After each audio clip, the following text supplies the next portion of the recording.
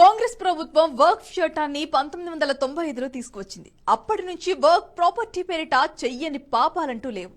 Work board ఏదైనా భూమిని తనది అని అనుకుంటే చాలు, ఇక లాగేసుకోవచ్చు. న్యాయం దొరికేలోపు పుణ్యకాలం కాస్త గడిచిపోతోంది. ఇప్పటి వరకు వర్క్ బోర్డు ఎన్ని భూములు తనదని వాదిస్తుందో మీకు తెలుసా? తాజ్ మహల్, బెడ్ ద్వారకా, చార్మినార్, అంబానీ ఇల్లు, international school of business, Wipro Hyderabad office, Delhi airport, దేశ రాజధాని ఢిల్లీలో 77% భూములు, హైదరాబాద్ లో 42% భూములు. అంతేకాదు, తమిళనాడులో ఏకంగా ఒక గ్రామాన్నే వర్క్ బోర్డు తనదని వాదిస్తోందట. దీనిపై సరైన విచారణ జరపాలే కానీ దేశ చరిత్రలో వర్క్ బోర్డు అతిపెద్ద భూ కుంభకోణానికి తెరలేపిందా అనే ప్రశ్నకు అనేక సమాధానాలు. 1995 లా ఆగలేయిల్లు వక్ఫ్ యాక్ట్ తీసుకొచ్చిర్రు.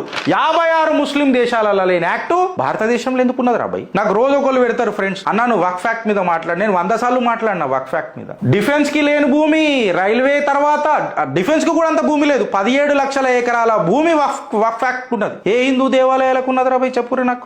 ఆడ సీతారాంపూర్ లా, తెలంగాణలో చెప్తున్నా, సీతారాంపూర్ లా 1145 ఏకర్స్ ఆఫ్ ల్యాండ్ ఉన్నది సీతారాంపూర్ దేవాలయానికి. అది తీసుకుపోయి టీఎస్ ఐఏఎస్ కి అప్పచెప్పిండు. ఎవరు? ఈ కల్వకుంట్ల తారక రామారావు, కేసీఆర్ ప్రభుత్వం. ఓడయ్య జాగీరాన్ని మీరు ఇచ్చిర్రు రాబాయ్.